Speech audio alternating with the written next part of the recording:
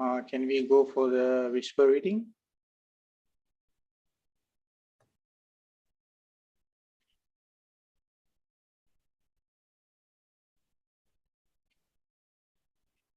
Sister Mega.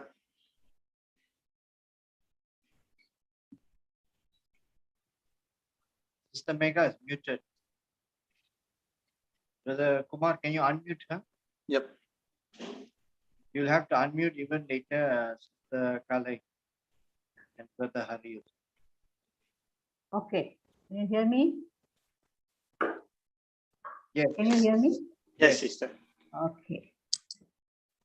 I'll start now. Beloved Master, revered Babuji Maharaj, whispers from the brighter world, a fifth revelation. Tuesday, September 13, 2005, 10 a.m. Your heart, for a long time, has been offered to us with great generosity. Thus, it has become this privileged space capable of receiving our remarks. Without this love story, what would have happened?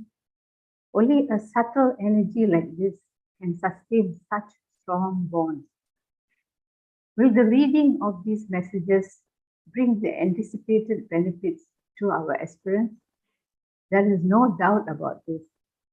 They have started their long public life and they will give matter for discussions and especially for thought. This is what we expect from our brothers and sisters who are sufficiently committed to their spiritual process. To learn how to interiorize oneself, this is what they must work on. It is within them that the key of the mystery lies.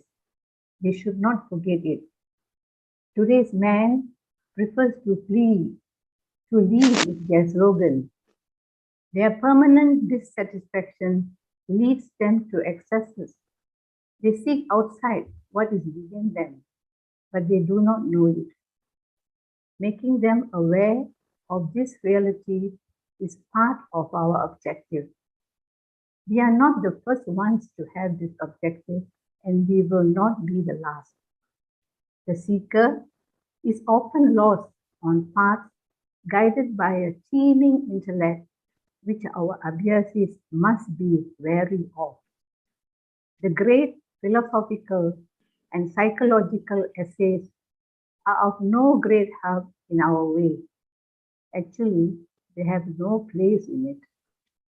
Time is pressing. Being focused on the essentials, our way must continue its work in the initial spirit without departing from it. To bring our brothers and sisters to a meeting point with unity. That is the objective to be reached. It entails simplicity and interiorization. That is the secret. Babuji.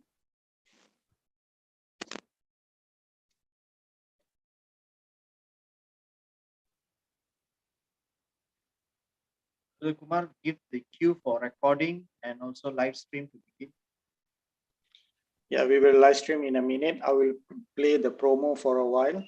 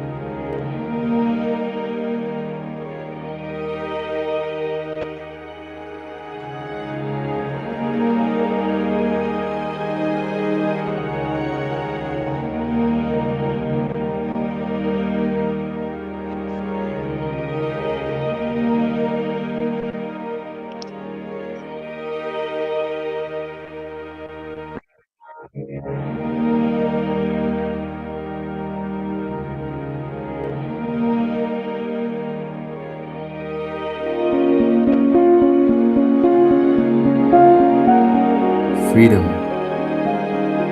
humanity, inspiration, peace of mind, mental focus, joy. The root of all these qualities lies in the heart. So that's where we begin. And it all starts with the simple act of meditation.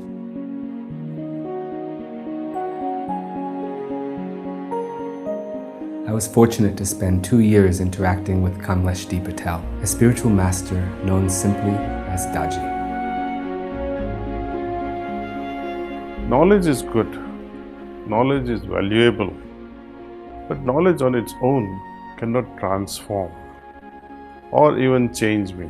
The Heartfulness Way is a record of our many conversations in which he meticulously explains the practices of heartfulness and shares his own experience on the path.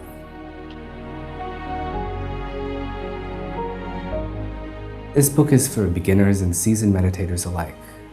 Heartfulness is to discover the essence beyond the form, the reality behind the ritual. It is to center yourself in the core of your heart and find true meaning and contentment.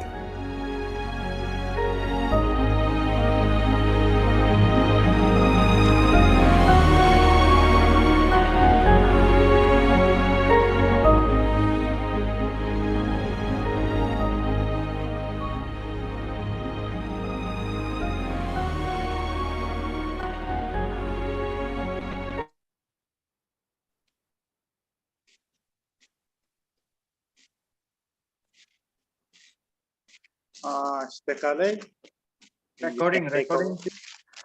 Please start recording. Red Kumar, recording has stopped.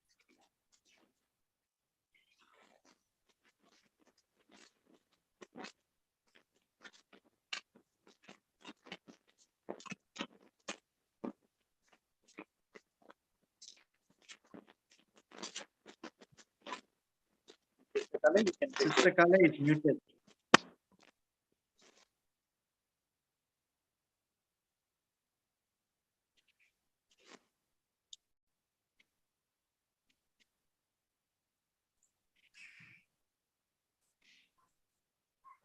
Good evening, dear brothers and sisters.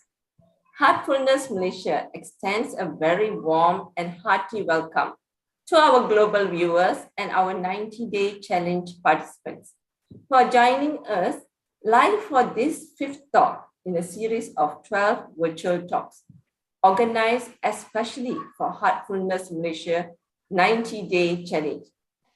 Today marks the 42nd day of our 90-day challenge in our committed effort to practice like never before.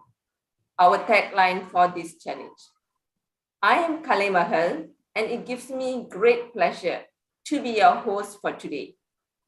We extend a very special welcome to our honored guest speaker, Brother Hari Venkatesan, who will be conducting a coaching section today and tomorrow on very important topics: the AEIOU of Spirituality, reading of our inner condition, retaining of meditative state, and diary writing.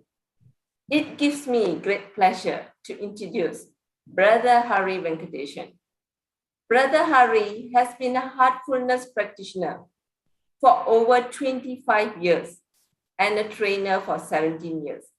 He began the practice when he was 17 years old and became a trainer in 2004 while he was pursuing a doctoral degree in Singapore.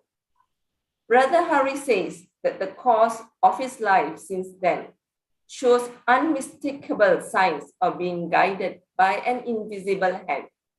It is interesting to note that in Pune, Chariji in his speech mentioned that Brother Hari will be the Sahaj Mark ambassador to the Chinese people.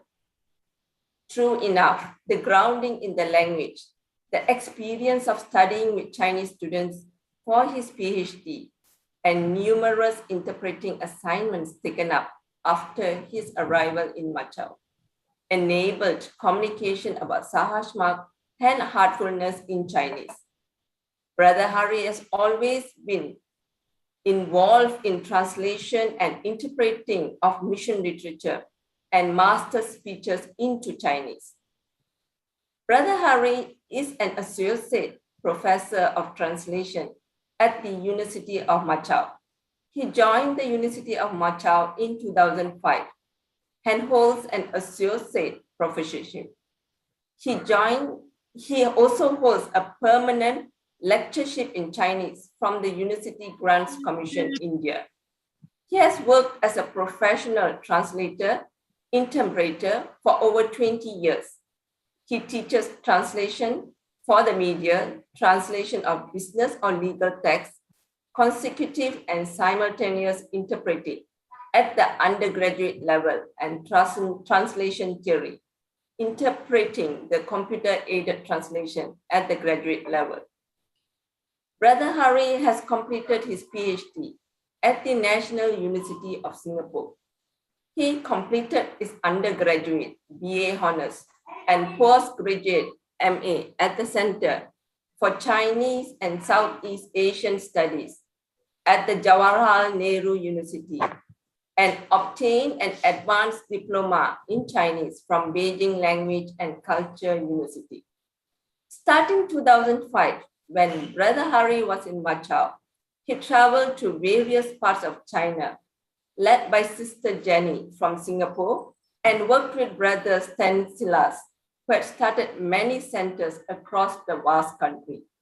Starting 2014, things greatly accelerated and the travels became more frequent. In parallel, an organic and extensive virtual organization came into place in cyberspace with numerous initiatives and teams springing up. Babuji alluded to this in Whisper in 2016. Today, the amount of content available in Chinese rivals most languages other than English, and there are centers in all major cities in some provinces, even in towns and villages.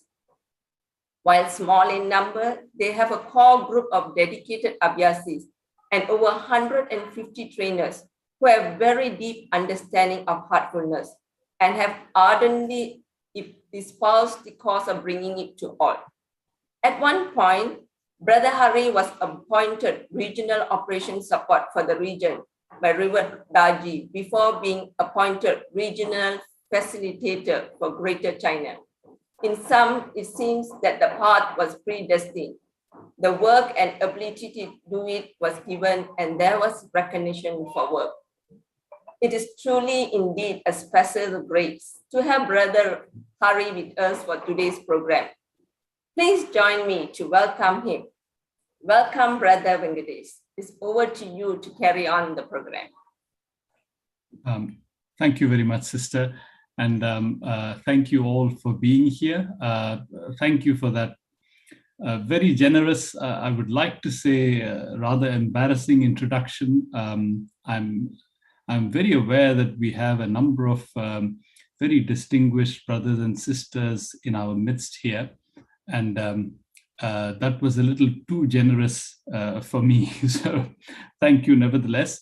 I hope, but for nothing, it instills a little bit of confidence that maybe this person is not completely clueless about what he's talking about.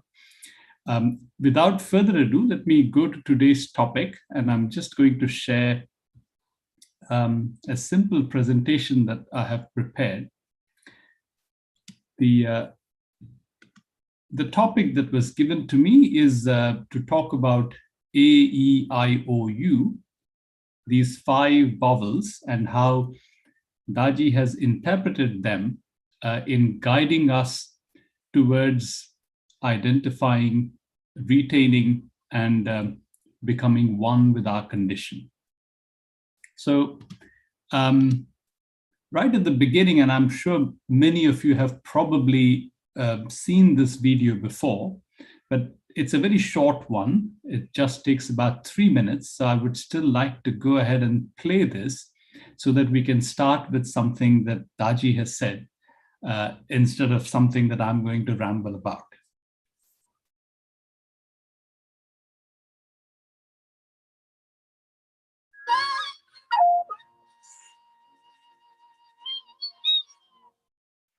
What is an inner condition? It is the inner state of our being at any given time. And it is dynamic. It can change like the weather, depending on our thoughts, our emotions, and also the environment in which we move. When we meditate with transmission, we are given beautiful inner conditions to help our consciousness expand and go deeper on our journey towards the center. Here, Daji explains how we can cultivate and integrate those gifts most effectively. Remember these 5 vowels, A, E, I, O, U. A is to acquire the condition. E is to enliven the condition. I is to imbibe. O is to become one with it. U is to unite. Now, how are you going to acquire it? Meditate. And not just any kind of meditation. Meditate with tremendous love, as if this is your last meditation. This is the last meeting with the beloved. Put all your efforts in every meditation as if it is my last meditation.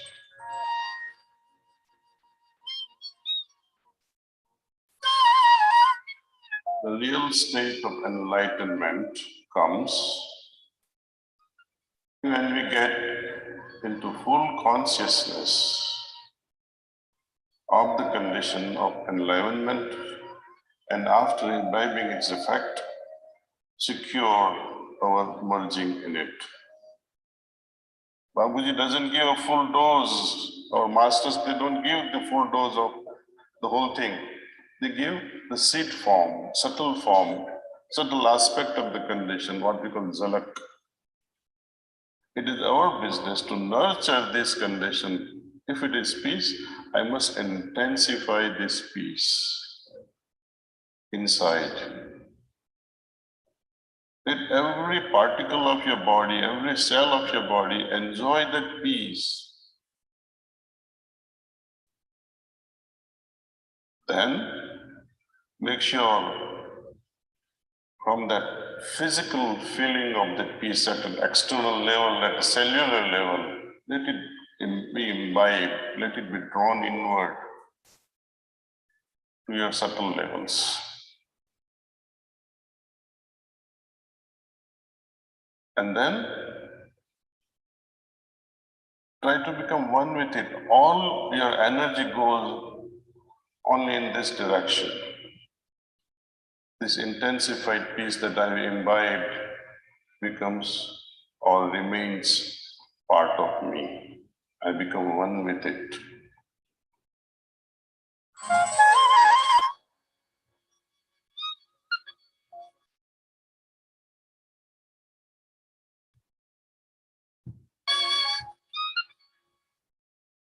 Okay, so I'm sure many of you have probably heard some of that before, and I would really like to use this opportunity to try and explain a little further based on my little experience, and hopefully that'll be able to give you some idea of how we can actually put into practice some of the things that Daji just suggested. So the first question, of course, is how to acquire. Please ask yourself this question, that after today's sitting, irrespective of how the sitting was in its process, at the end of the sitting, when you heard that song, did you feel any different from before the sitting? Before our meditation began, you had a certain state, a certain condition. Did you experience any kind of shift in it?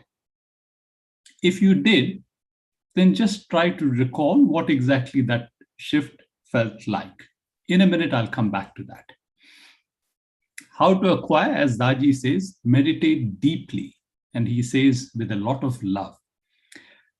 How exactly do we do this? How do we meditate deeply? And what does it mean to meditate deeply? I'm offering you an explanation, and I hope to be able to explain it in clear terms. I'm saying when consciousness is freed of the calculating and thinking function of the mind, it then slips into the feeling of the heart. In meditation, when this is possible, then we can say that we have meditated deeply. I often like to think that this is a little bit like, imagine a ball bearing, for those of you who know what I mean. And imagine that you have a plane and there's a hole in it. The ball needs to go through the hole, but the hole is exactly the size of the ball. So if the ball has even a little bit of momentum, it'll simply roll over it. It rolls this way, it rolls over the hole, it doesn't go through. It rolls this way, it still rolls over it, it doesn't go through. If it can stop right above the hole for just a few seconds, it goes through. What am I trying to say by this? Till we are in some or the other way occupied with using our calculating and thinking function. Suppose you are there's something that is happening in your life and you're thinking about the various possibilities there. Suppose there are some fears and they're coming to mind. Suppose there is any kind of active involvement of yours in this process of the thoughts that come up. Then we are condemned to remaining at the plane of the mind, just like the ball that simply keeps rolling over but never goes anywhere else. It remains in the same dimension.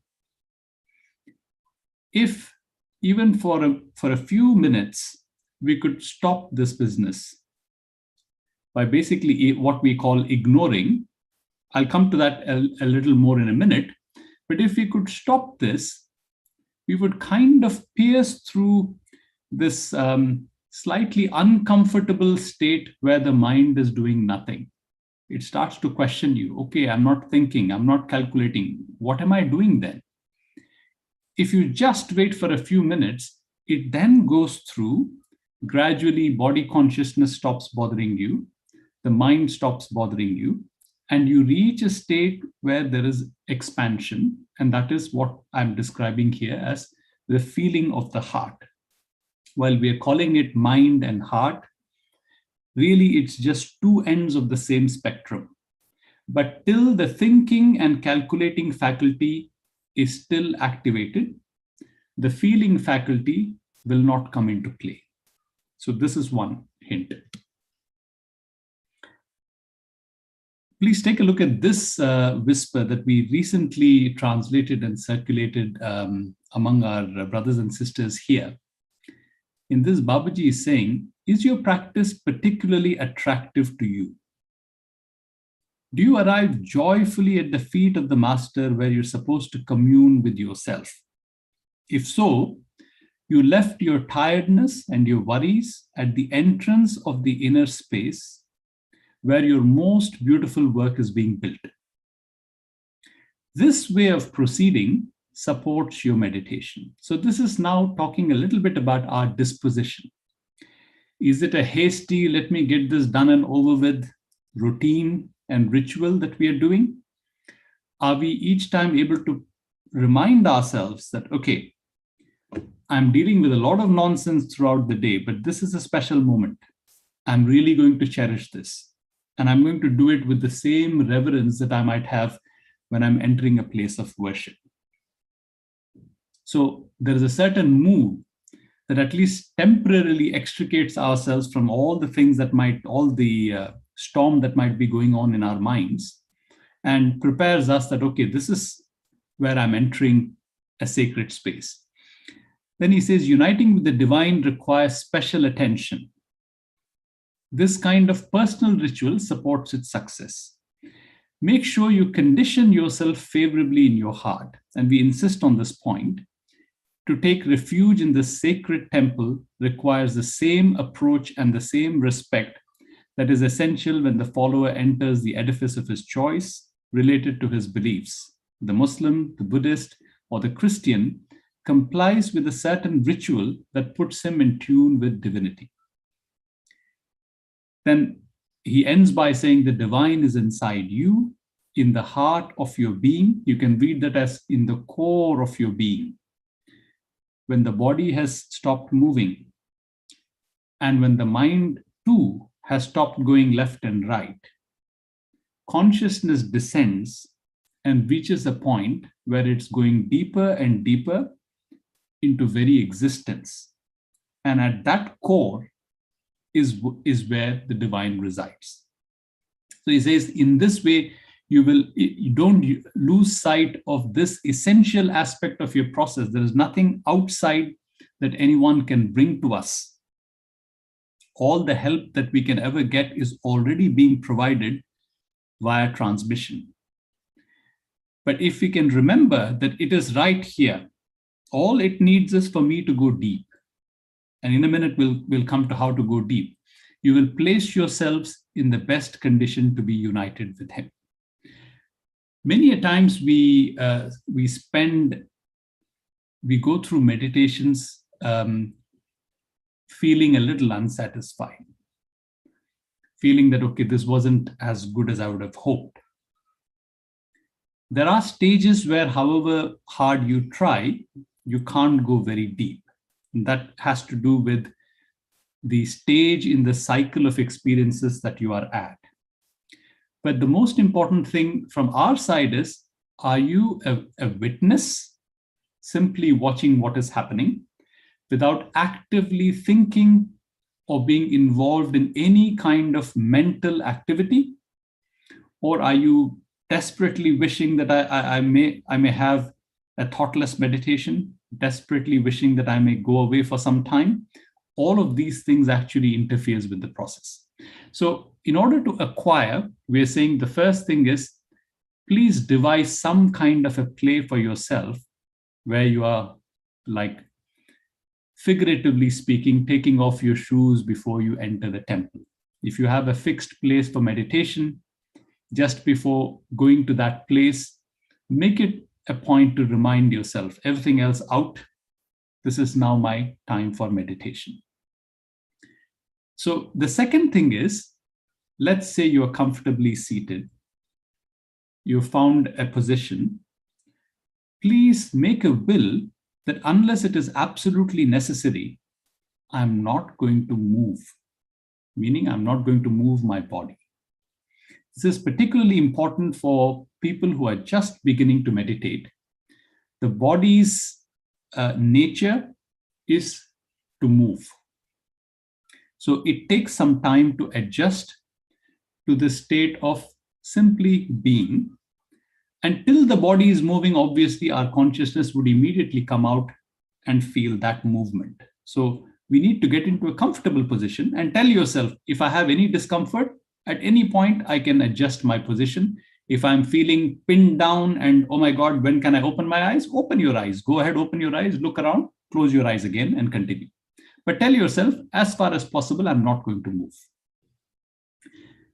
Remember, now that the body is still, the mind is still going here and there. And we say that if there are thoughts that arise, ignore them. This simply means when you become conscious that I'm actively thinking, planning, worrying about things, gently drop it. Remind yourself that I'm meditating and come back to meditation. And what is meditation? Now your mind is asking, okay, I dropped this and I dropped that. And what is meditation? It is waiting for something to happen. Someone is telling you, at the point of your heart, something will appear. Your keyword is to wait with rapt attention. So it's important to remind oneself that, okay, all the planning and all the worrying will be left for another time. This time, I'm simply withdrawing into myself. And with my eyes closed, my body is still.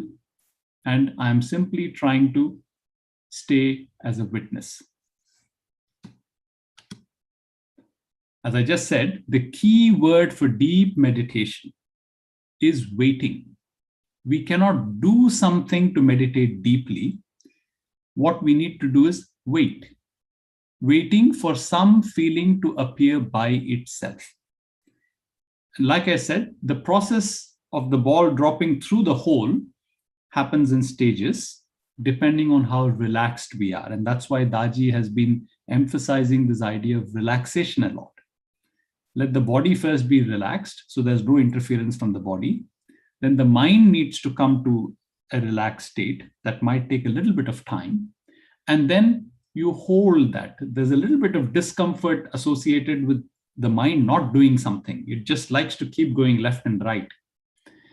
So when you are able to gather it at a certain point and just wait, okay, someone is saying that you just wait at this bus stop, someone will come and pick you up, you're waiting. That's the only thing you have to do. Relax and wait. Then it will pierce through and it will go deep.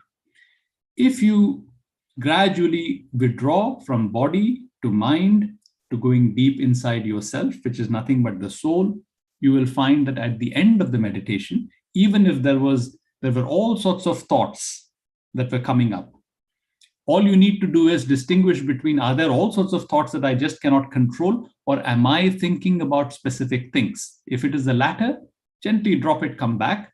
If it is a storm of thoughts, never mind. If you are able to do this, meaning focus on waiting and witnessing, at the end of meditation, even if your meditation, the process was tumultuous, at the end of meditation, you might perceive a shift in your condition, some kind of a change. I feel a little calmer, I feel a little peaceful, I feel fresh, something of that sort.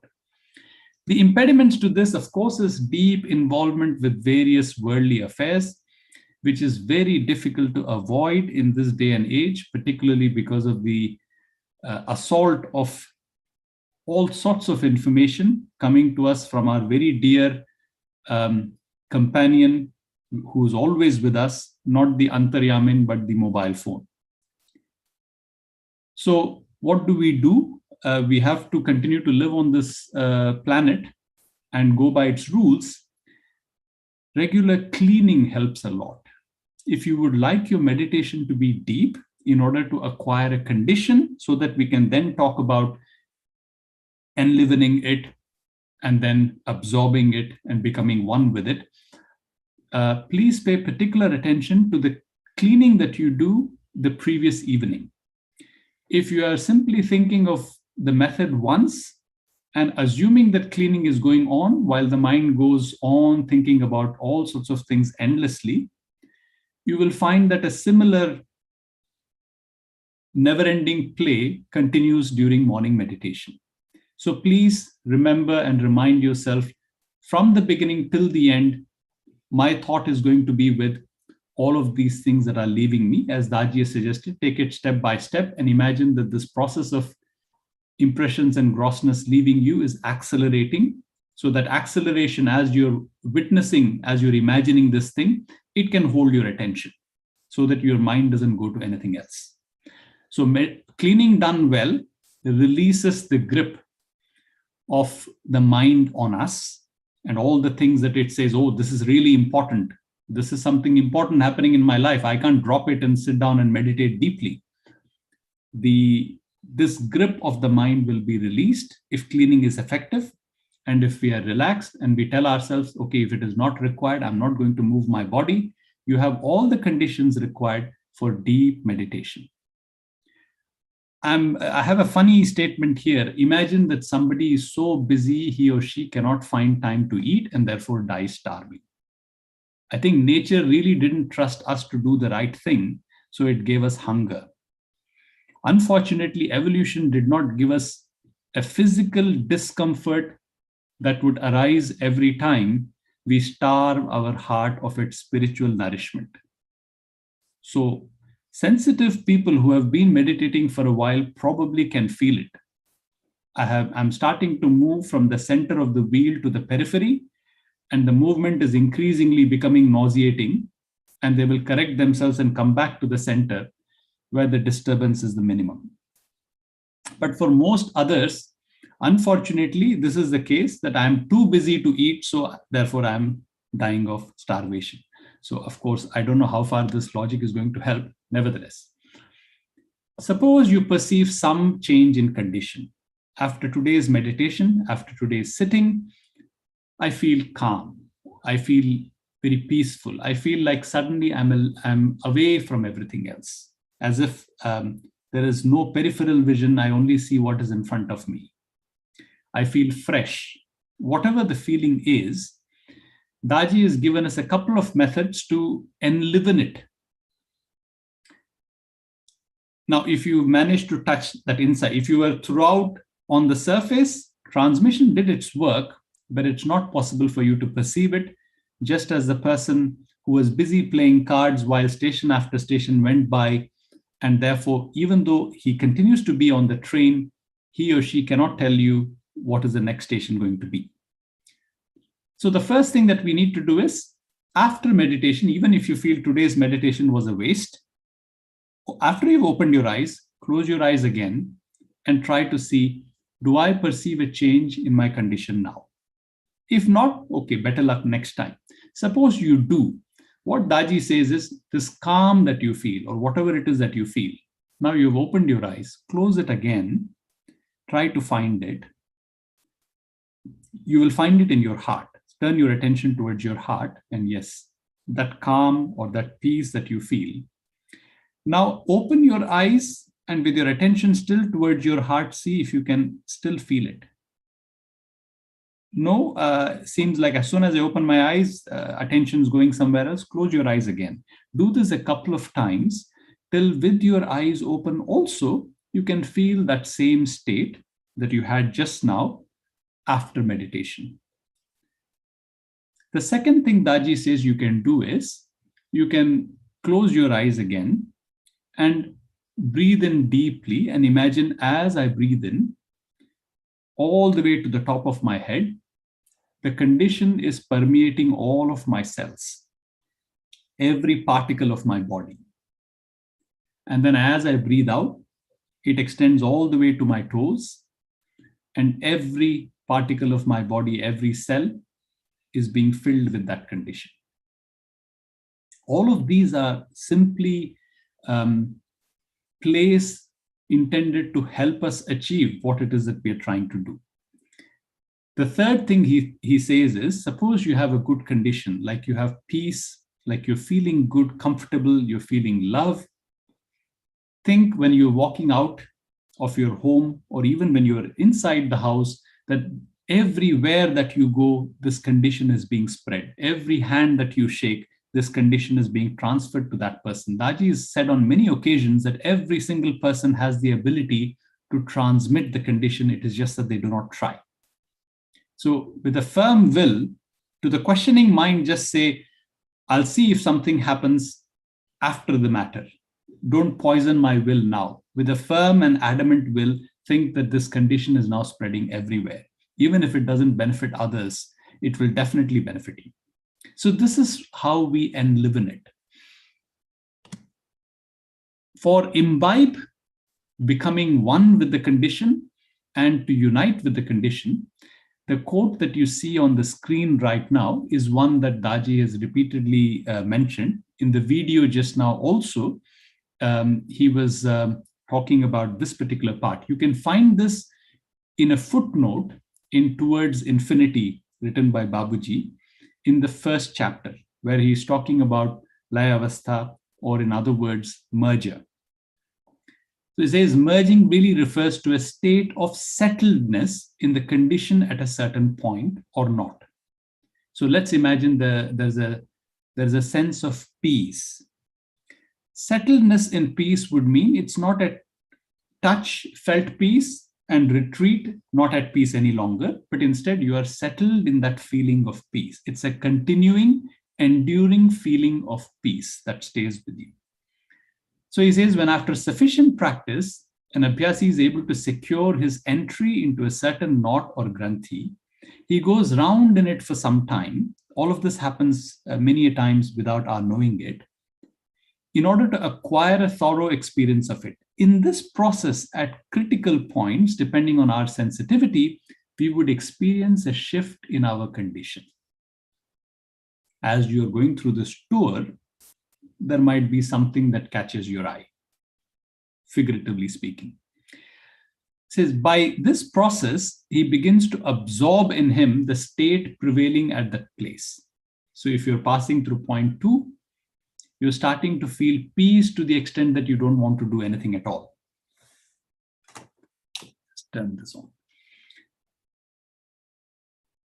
So as you have experienced this peace now, if you continue to pay attention, like we just said, now I'm feeling this peace. Even after meditation, and I open my eyes, and when I turn my attention towards my heart, I can still feel it. Now I'm going about my business outside. I can still feel it. And every time I feel, okay, my heart is a little agitated now, I started thinking about a lot of things, and it seems that I'm a little away from that feeling. Just a few steps backwards, a little bit of adjustment, and I can be back with that feeling. Okay, so now I'm settled in this feeling. The feeling by itself expands such that I become saturated with it. Meaning now this feeling is there almost like even without my effort, it's constantly with me. I feel this peace. I can palpably feel it. And for those of you who are trying to relate this to something, just imagine the best sitting you had. Maybe it was your first sitting. For preceptors, maybe it was a sitting you had after that massive intensive session of cleanings that you had, where you feel like you have become untouchable. Whatever happens, this condition can just not be taken away from you. So now you're saturated with this. And he says, this merging has then come into effect. And this is known as layavastha. This is to be one with the condition. But then he says, as long as we have now arrived, but the consciousness of the condition we have now arrived at also exists. I'm still conscious that I feel peace. I'm still conscious that I'm feeling joy, or I'm feeling love, or I'm feeling a lot of energy. This has to go. And I think this is an important point to understand. A lot of our brothers and sisters who work very hard after each meditation try to hold on to the condition.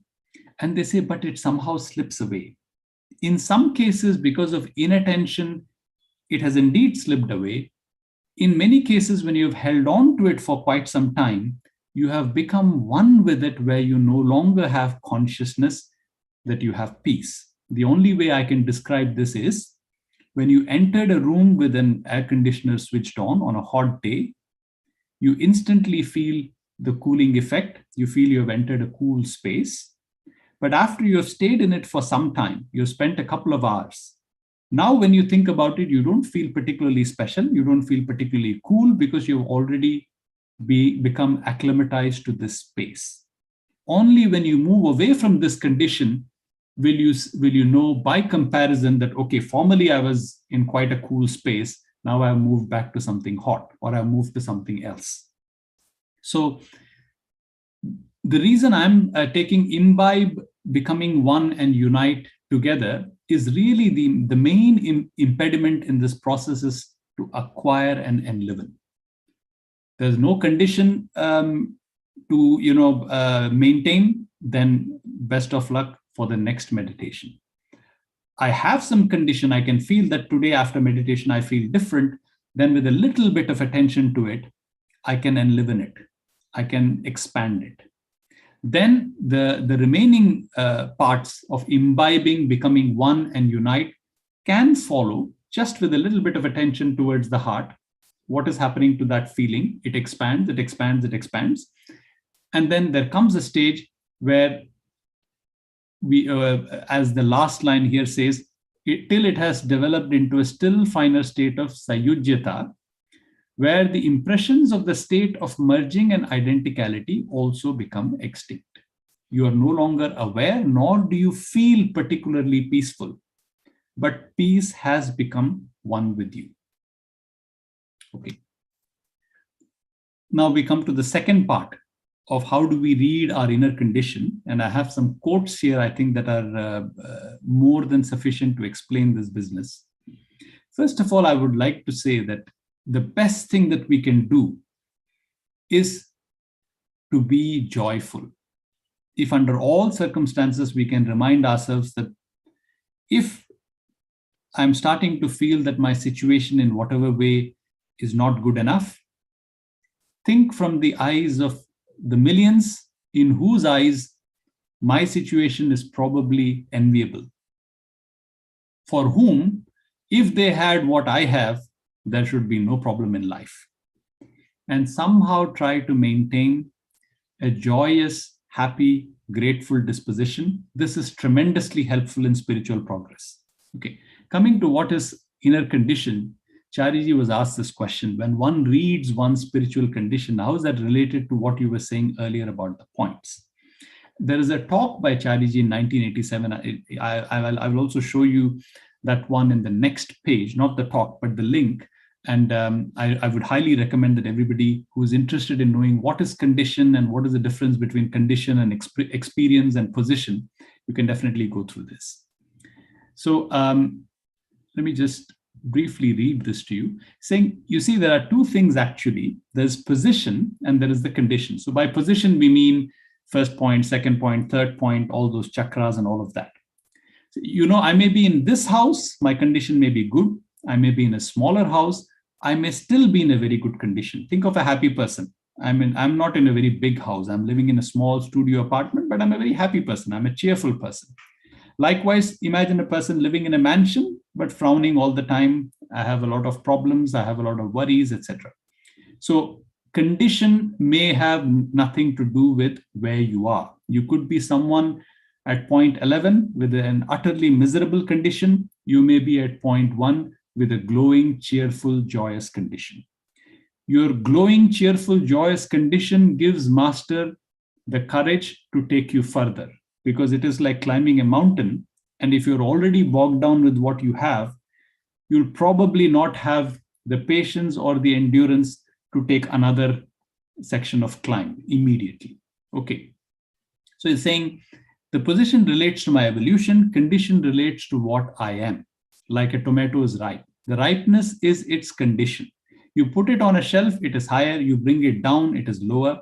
So one is evolution of the soul to higher approaches of spiritual being, and the other is its condition. The condition may always be good. We should try to preserve it. He moves us and we preserve the condition. This is a very important clue, because it's also telling us, as Daji has been saying, that each time we move from one point to another point, you may imagine that it is akin to moving from one plane that you're already accustomed to another plane, where both external circumstances and your inner environment might change. The clue here is remain joyful. All of this is simply momentary. Don't give in to your fears or the mind that would immediately like to think, okay, is this going to be the point after which everything is going to go wrong? So now what happens at each point? When we reach it, first we have this immense exhilaration of being in a new place. So we meditate more and more, we are enthusiastic. Then it begins to pall on us a little bit. It gets a little boring. Then we say, oh my God, what on earth am I doing this meditation for? And then comes a time when Master should give you a push. This is how we explain, particularly to Abhyasis who might feel at a certain stage of their meditation that, oh, I love meditation because I just sit and I'm gone. And it is effortless. I just effortlessly slip into a state and I don't even know where I am. And 40 minutes pass very easily. It's very important to remind them that there are 3 phases in the process of meditation that we will experience at each point. The one is the one that I just explained, that Chariji here is saying exhilaration of being in a new place. That you just sit and it seems effortlessly you're gone. The second stage is where you sit with a lot of hope, probably hoping that it would be like that, or that one time when I had a wonderful meditation, but it seems you're on surface throughout. You can't get to that depth where you're completely gone and then you feel so fresh and wonderful afterwards. And then comes this phase in meditation where you might even doubt that, do I even know how to meditate? It seems nothing is happening. I'm just sitting here and it seems absolutely nothing has happened throughout. This is the state to be welcomed. This is the state to really look forward to, because this state indicates that you're about to go to the next point. Unfortunately, all of us find subjectively the first state most enjoyable. But imagine if we remained at that stage, it is akin to remaining in one place because I'm so comfortable here and not going to the other place, which might have many more wonderful things to explore. So cheerfulness becomes the cornerstone of my belief. I'm cheerful and joyous throughout this, even if for people who, for various reasons, are a little insecure with things, as you progress with the practice, you will find that your own experience of the practice will give you sufficient reason to trust and to be able to calm your mind. And then you can tell yourself, I'm going to remain cheerful, come what may. So then Chariji says, but when the work is being done, you should feel the qualities associated with that point. And Daji has also explained this in his series In Conversation with Daji many times and at many other places also. For instance, at the second point, you feel absolute peace. It is here where we have to remind some of our Abhyasis that if you're suddenly starting to feel that you don't enjoy those gatherings any longer, you don't even enjoy your hobbies any longer, and you're starting to panic, oh my God, is this meditation turning me into something I don't want to become? Looks like I'm losing all the things that I don't want to do anything at all. I feel very lazy. It's simply a point that we are going through, and we are experiencing the condition of that point. Soon enough, you will transition to point 3, and you will see that the state becomes different.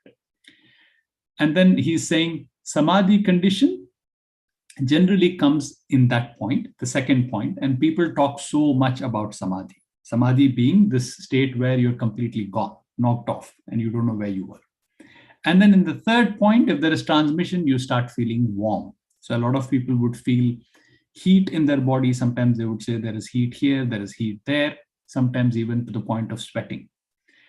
And then when you go to the fourth point, you would feel, because it is a water point, you would feel cold. You might suddenly start feeling that, okay, I was a person who used to think a lot about what will they think, what will he think, but I'm becoming very courageous. I'm becoming fearless. Third point, lot of love, lot of feeling of I can be charitable towards others, feeling that lot of people are so lovable. So all of these are qualities of these points that we might feel. So likewise, there are qualities that come further up also, but it's more of a tussle between the ego consciousness and surrendering to the higher consciousness, which is master. So then he look at this one, the paragraph down below, and I think this is particularly important. Master then added something very important for clarification of our abhyasis. He said, even in our abhyas, in our practice, we must remember this.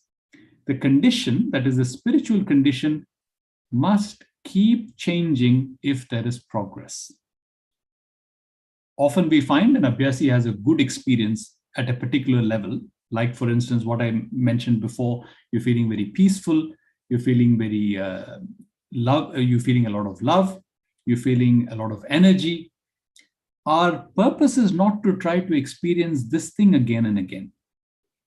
That is what results in disappointing meditations when we want to experience the same thing again. It's like the guy who's now already sitting in a room with air cons on, wanting to experience that feeling of coming from out there in the hot sun into this nice, cool room. That is basically regression, not progression. So Chariji is saying, but I always tell them that if they have the same experience again and again, they should run to the preceptor, because such repetition of experience shows stagnation and requires correction. So change is necessary, because without it, no progress is possible. We can look out for these milestones, and I'll show you a chart shortly that will also give you some indication of what can I look for. But the most important thing begins with just wait. Nothing that you can do with your brain is going to make this meditation this way or that way. But if you can switch off your brain and wait, allow feeling to take over and take you wherever it wishes to take you, you can experience one after another with increasing sensitivity, all of these things. So this is from a training manual that was published some time back, and you could take this as something of an aid to help you think about what should I write in my diary if at the beginning you're thinking, I don't understand what is this condition business. So you could think of general condition prior to meditation. How do I feel? Just before meditation, scan yourself. Am I feeling light? Am I feeling heavy? Normal, neutral? Am I feeling peaceful, distressed, centered, distracted, confused, happy, sad? Whatever it is, make a note of it. It could be a mental note or it could be actually in your diary. Same thing after meditation. Is there any difference? Is it the same? Or am I feeling like I'm floating, I'm detached, I feel light, I feel heavy? Do I feel agitated? Do I feel distressed? What is the feeling? Then there is the condition during meditation, which is honestly not that important. The most important thing in meditation is the moment you hear that's all. What is your condition after that? Even more important is when you go back to life over a period of time. This is not something you find with after just one meditation, but over a period of time, what is your state of being like? Are you the same person?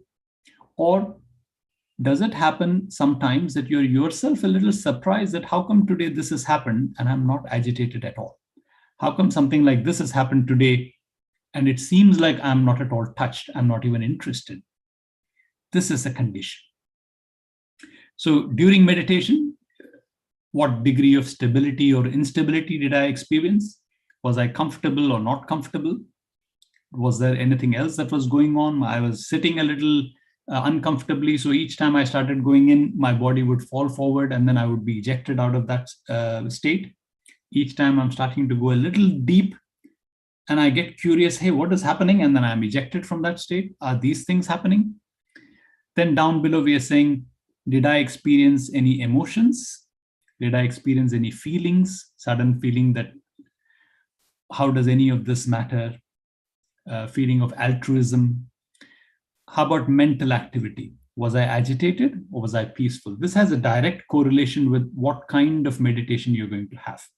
So again, the importance of taking your shoes off before you enter the temple. It's very important that we don't enter this temple of meditation blindly and ritually. So again, thoughts, were they unconnected or were they intense, repetitive, obsessive? If it is the latter, if it is the second one, that usually means you need to drop it, come back to the state of waiting. If it's an uncontrollable deluge of thoughts, congratulations. This is probably one of the best meditations or sittings you're having because a lot is being cleaned off. That expresses itself in the form of unrelated images and thoughts of all sorts, even when you desperately want to not think anything. So likewise, were you feeling centered on yourself, centered on any relationship, were you feeling linked to the spiritual path, etc., etc.? These are simply examples. It's not like it has to belong to any one of these. This is just trying to give you an idea of what kinds of things can you note down when it comes to condition. Finally, we're talking about the depth of meditation. All of us can feel this. Was it superficial, just on the surface, or was I significantly absorbed, or even to the point of not having any idea of time and how long has elapsed? Finally, did I experience the meditation intensely or with detachment? Anything specific that I observed? And as Daji has been repeatedly exhorting, pay attention to what happens after meditation. This meditation, subjectively, you might feel disappointed that I didn't feel any peace. I had thoughts throughout, but please observe yourself.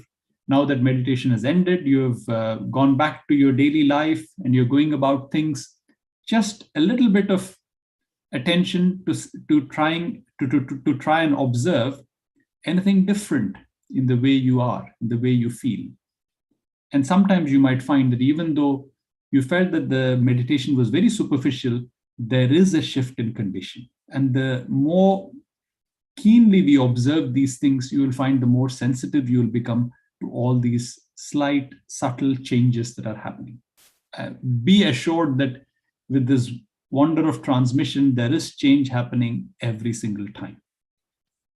So this is the talk. If anyone can get hold of this, it was released as a DVD, and I'm sure we can find the talk itself somewhere, probably not on the internet, but I'm sure someone might have it near you.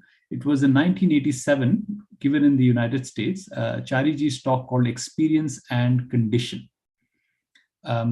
This is a very nice talk where he covers both what is a condition, what are experiences. He also talks about diary writing and what how he went from writing the diary a certain way to another way later. But that is something for tomorrow. So okay. So those of you who are curious about that part where we said, but when work is being done on you, you should also feel the condition of the point that you're passing through, then these are some of the things that you could feel, what you now see on the screen. But I have to tell you that we have two things when it comes to position. One is our approach, which the master generously extends all the way to the final point of approach as far as we are sincere abhyasis fairly quickly. This happens quite early in our practice. This is the approach, meaning the path is opened up till a certain point. But it's not the same as yatra, which is gaining mastery over each point, which generally lags behind and goes on slowly at our own pace so that we are comfortable and we are fully adapted to the requirement of each point so that we then move on in a stable way and sustainable way. There is no fear of slipping backwards. So it's a very slow process. The reason I'm talking about approach and yatra is these, the feelings that are listed on the screen now, you will experience that associated with both the approach that you have and the yatra that you are currently undergoing. Just to give you an example, let's say a person has an approach up to the 6th point and has completed yatra up to point 2. Depending on sensitivity, he or she may feel the condition of both point 2 and point 6. And therein lies the confusion sometimes that I thought I have come quite some way, but what I'm feeling today seems to be something from much before. Okay, I'm not going to go through this in a lot of detail. The presentation here will be passed on. So anyone who's interested in looking at these, you can see them. And all of these have been mentioned repeatedly by Daji in his talks, many of which are available on the internet.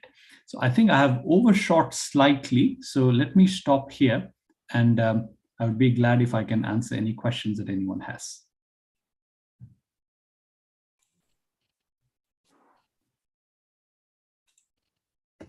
Thank you very much, brother, for your deep insight of AEIU and our conditional reading. You would like to have a 5 minutes break, or you like to continue with the questionnaires? I'm perfectly fine as far as everyone else is. All right, so I will continue. Okay, the first question will be, what's the difference between condition, experience, position, and approach?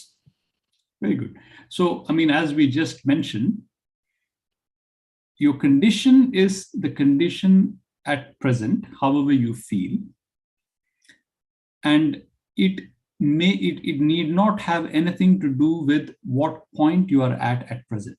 Like we said, you might have a cheerful, joyous condition, which is your state of being at this moment, which need not have anything to do with whether you are on point 13 or whether you are still at point 2. That is position.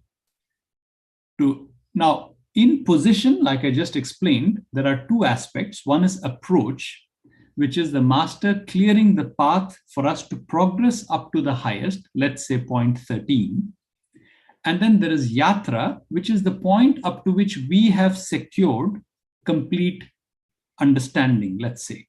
So we have completed and eventually prepared the ground for that not to completely disappear. That is yatra. Experience is something, and if you listen to the talk that I just referred to, Chariji says, experience is when there is something that is unexpected that happens. If I take sugar and it feels sweet, that is not an experience. If I take sugar and it burns my mouth like chilies, that's an experience. So this is a simple example of what each of these are. Condition is right at this moment. How is it that you feel? If you need some kind of an indication of what am I supposed to compare it to, you can take it as, am I feeling peaceful with myself? No angst, no problem with anyone? Am I feeling agitated? Am I feeling that everything, that the walls are closing against me? I'm feeling embattled. Am I feeling angry? Am I feeling passionate? All of these at this moment could be your condition. But typically when we say condition, it's not a very passing, momentary thing. It is at this particular stage, let's say over the past few days, I'm feeling a little low, or I'm feeling very euphoric. I'm feeling very joyous. These could be taken as condition. I must also say another thing at this point, that your condition as you subjectively perceive it outside need not have anything to do with your real inner condition. Very often we have found that people who look quite depressed outwardly have a resplendent and beautiful condition inside. That's a paradox we'll come to later on. You're muted, sister. I think, sister, you're muted, so we couldn't quite hear you. Okay, sorry. Thanks. So I'll go to the second question. How can I become more conscious of my condition and subtly attentive to my own real condition? Your real condition is nothing. If you can describe it, it's not your real condition.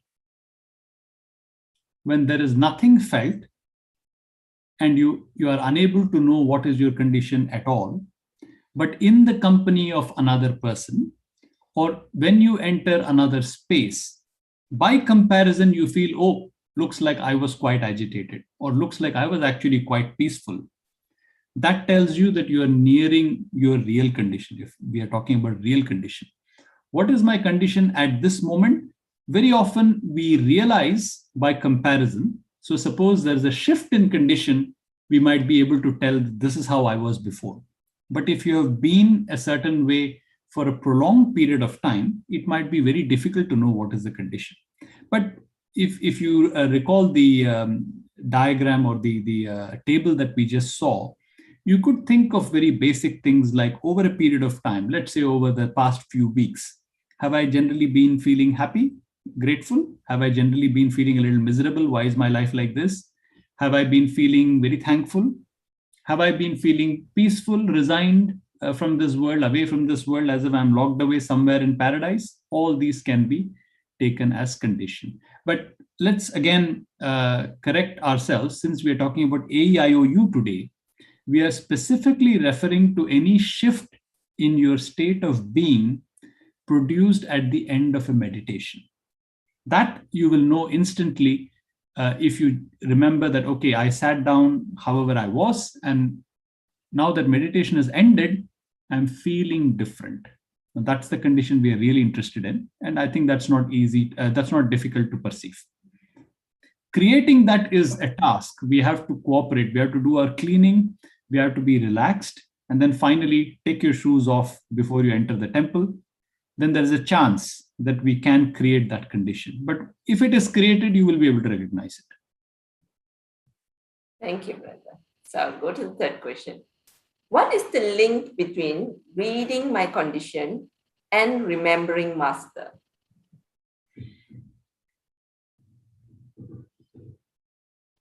There can be a connection if you wish. it depends on your relationship with Master at this point. Since we are going through this 90-day challenge, and I'm assuming that we have a lot of us who are just beginning or who are just coming into heartfulness practice, I think it would be good to first experience things for ourselves and trust only that which we experience. A very important thing to emphasize in heartfulness is, this is not the way where you blindly believe in something and you shall therefore be rewarded for your belief. This is par excellence the way of experience. So if you have experienced a certain condition and you continue on with it, eventually it leads you to finding that the Master that everybody seems to be talking about is nothing but that me inside me, which has reached the highest possible state of evolution. Then the mystery is basically solved. Is there a connection between me reading my condition on an everyday basis and Master? Well, if with a lot of gratitude you're thinking, thank you, Master, for this condition, perhaps it might be much, much more easier to enliven it. That's all. Thanks, Brother Narjan. The fourth question. River Charji has said that inner and outer condition must be the same at all times to prevent hypocrisy. If you feel love inside, there must be love outside. It means becoming an integrated person. Could you please give us a deeper insight into this? I really don't have deeper insights into this because I think it's very clear. What it also means, I think for me personally, what it means is we might perceive our roles in this world as requiring us to be a certain way. As we progress with practice, we might find that I'm the same me everywhere. Whether I'm the doctor me right now, the husband me right now, the wife me right now, or the nurse me right now, I'm actually the same. I do not have to have a special mask on at this point. Unfortunately, while the feeling is there, many might feel a little hesitant in acting upon it because they feel that these roles require a certain disposition, a certain way of behaving, where that goes against what it is that you're feeling. Suppose you're feeling compassion, but instead you feel, as a teacher, I need to be strict. Then you are creating a schism between your inner and outer, which is fundamentally the cause of much pain and misery.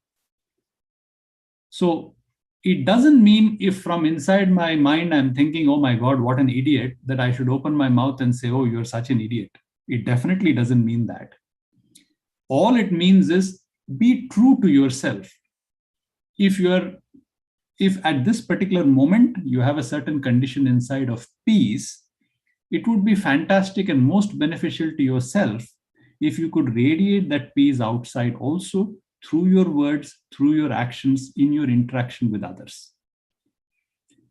As for the hesitation that I just mentioned, as we go along with more practice, particularly when we pass through point 4 and beyond, we become fearless in feeling that, okay, I'm the same person. I do not need to have special airs, or I need not behave a certain way, even though I feel a certain way. I feel like letting go, but I think I'm the boss. I need to set the right example. I'm going to shout at this guy. We stop doing those things and we live a simpler life. Thanks, brother. So I'll go to the 5th question. What are the differences between being in a meditative state and being in constant remembrance? Simple answer, no difference. If you can be in a meditative state all the time, it is akin to constant remembrance. We are simply using meditative state as a more neutral, secular term for those who might feel that constant remembrance in some way is akin to idol worship. In essence, they are the same. So at the end of the day, meditative is constant remembrance. All right, thanks. Okay, the sixth question. What are the stages one goes through until remembrance becomes constant? So, should I repeat? Yes, no, I got the question. Okay, all right. I to think about the stages. If we are approaching this from remembrance, as Babuji has said, imagine whatever it is that you're doing, it is he who is doing it. Then the initial effort is there to remind oneself. When I start something, I think Master is doing it. When I have ended this piece of work, I'm thinking he has done it. Gradually, this becomes almost an undercurrent, a subconscious feeling that he is doing it, he has done it, he is doing it, he has done it. Sometimes I don't remember, hey, did I remember that he was doing it or not? Then they say that first you remember, then you remember to remember, then you forget to remember, then you don't know whether you remember or not, but you are constantly in remembrance. Suppose at any time, whatever you are doing, there is the thought of Master or the higher consciousness forming a continuous thread or forming the substratum of your existence. It is always there behind. Let me take another example. Suppose somebody has lost a job. Really important to find a job. At any given moment, he might be having food with someone. She might be watching a movie, or they might be doing something else. But behind the mind, there is constantly that thought about, oh my God, when is this job going to happen? Where am I going to find the job? That undercurrent, if that has formed, that is nothing but constant remembrance. Then it is not an active act. As Masters often emphasized, it is not thinking repeatedly about the old guy and thinking he must be here, he must be there. It's really pushing this initial active thinking into the subconscious and making it a part of one's being, that it is Master who's doing everything. At this stage, it becomes fine and pakka. If you're proceeding instead from the idea of holding on to the meditative state, then we go through our AEIOU, and the culmination of that, as we go after stage to stage, from stage to stage, will bring us to the same thing. There are different ways of coming to constant remembrance. Thanks, brother. So I will go to the final question for the day.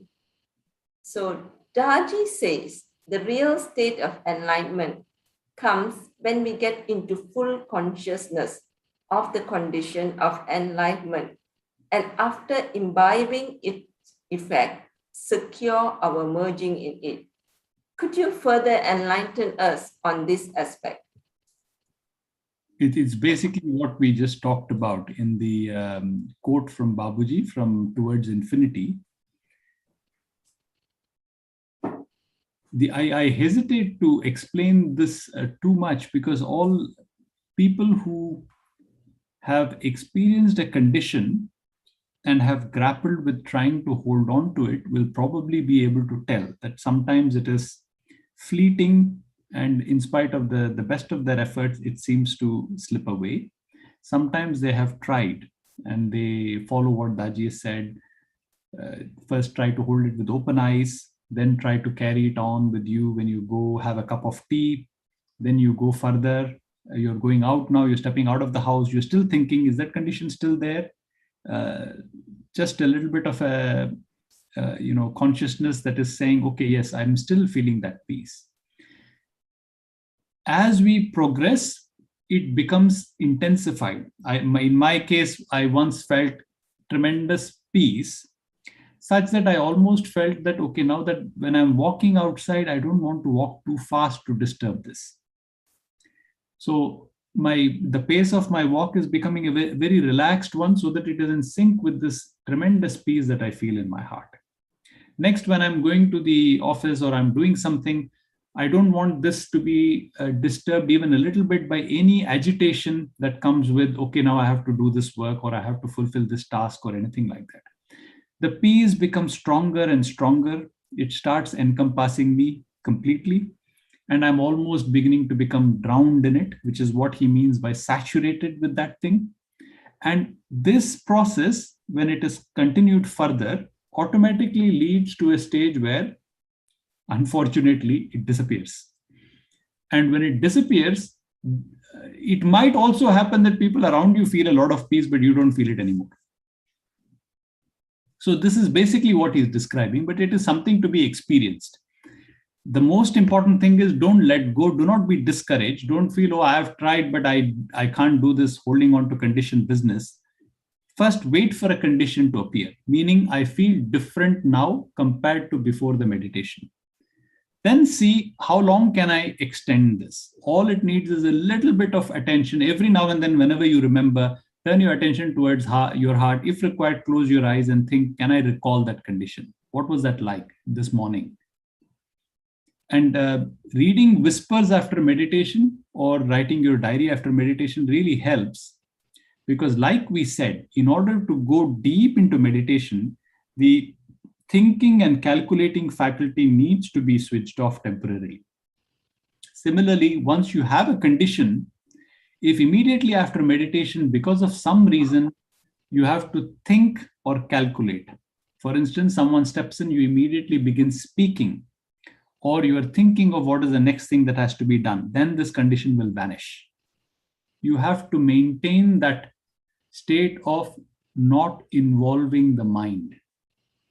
From there, the journey will become easier, and then you will be able to understand what we mean by being centered, being tuned with the heart, and all of this basically means.